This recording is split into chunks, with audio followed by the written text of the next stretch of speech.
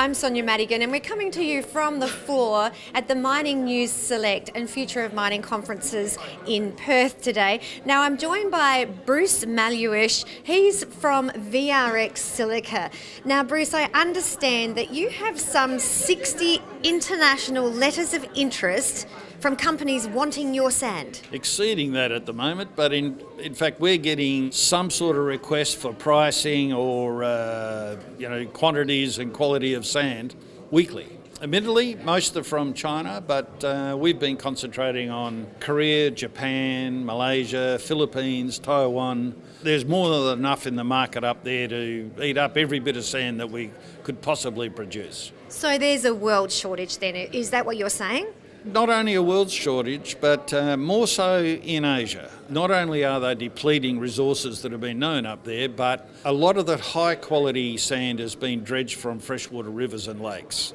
And that's obviously not sustainable, so they've slowly been losing access to those types of deposits. The demand for high quality sand is increasing and the supply is getting tighter and tighter all the time. Now, you have some 5 projects, as I understand it, from Muche through to near Esperance in Western Australia.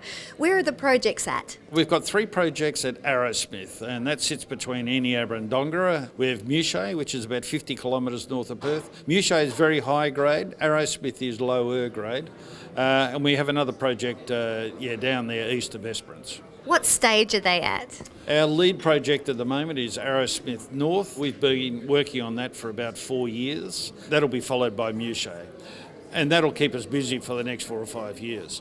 We're using Arrowsmith really as a lead project because, one, it's very remote, but we're trying to establish a couple of precedents around the approvals for that project. Number one is the area. It's 380 hectares. It's very large, as are our other projects. The EPA hasn't been confronted with projects of this area in the Perth Plain, and particularly for silica sand, but also we've developed a fairly unique rehabilitation process called VDT, Vegetation Direct Transfer. We think it's a much superior method for rehabilitation, but the EPA haven't approved the project using that particular method before. So it's an education process, not just a regular mining process for the EPA.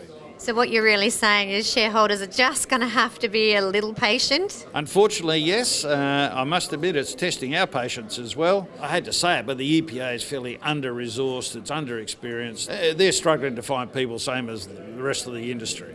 So you're here at the Mining News Select and Future of Mining conference. What do you hope to achieve over these next couple of days? We'll have a chat to a few investors. We have a number that have registered to come and see us. We've just raised a bit of money and we're in the middle of a share purchase plan. Collectively, they'll raise about $3 million. That's a sort of minimum, we think, to get to a point of making a decision to mine. We're not spending a lot of money at the moment. Really, it's about dealing with the EPA, but any of the studies that have been required for our approvals or assessment process, they've been done. We recently had published our environmental review document by the EPA, and that went to public review.